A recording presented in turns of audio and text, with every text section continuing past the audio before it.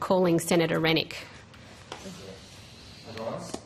Just a couple of quick ones. Are parents of foreign students still allowed to buy houses in Australia? Is that correct? You're next. Roxanne Kelly, Deputy Secretary, International and Foreign Investment.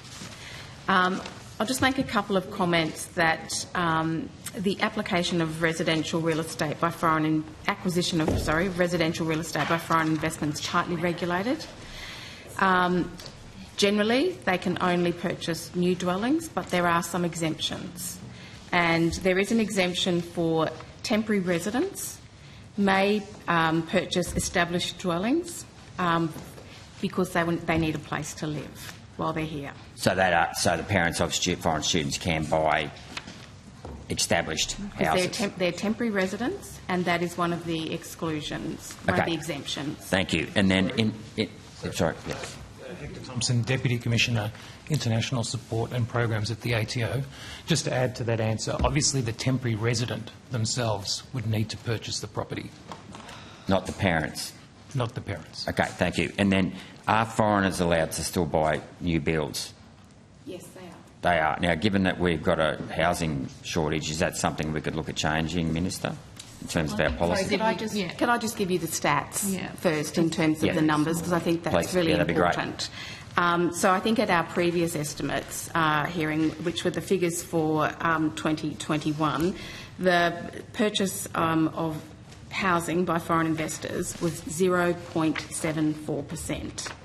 In 21-22... Can you qualify that in absolute terms? I can qualify. I can give you... That was, I think, 5,433 dwellings. Thank you. In 21-22, so we've got that data as well, it is now 0.6%, and that's a total...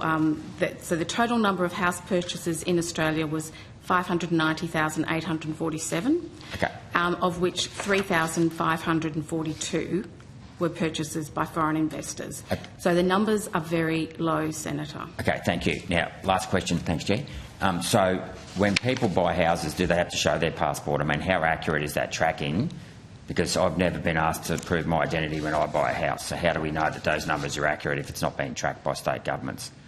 So at the ATO, we cross-check the title deeds of purchases with Home Affairs data on citizenship, and that's how we determine whether or not someone who fits those categories has sought approval to purchase Australian residential property. I've never had to provide my tax file number when I buy a house or a property. So how accurate do we know that the ATO is? I mean, they might cross-check, but that's a pretty broad cross-check, comparing tax file number to the state government stamp duty office. Yeah, so we get the data feeds from the state and territory registry offices, and we cross-check that against the Home Affairs. But they don't have the tax file number. They don't have a person's tax file number. So how do they know the status of the person when they're getting that data? So we're not relying on the tax file number in this instance. We're cross-checking the identity of the individual who's purchased the property with their visa status out of the Department of Home Affairs. Okay, because I don't give a visa. I don't provide any details of my visa to the state government stamp duty office, titles office. Australian citizen. That's his point. But he wouldn't. No, sorry. I don't show a visa. I mean, if you're a temporary resident, the real estate agent, or when you buy that property, you don't show them your visa status.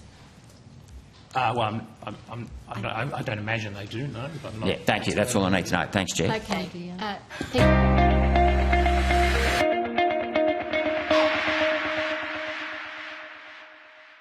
Authorised G. Rennick, LNP Chermside.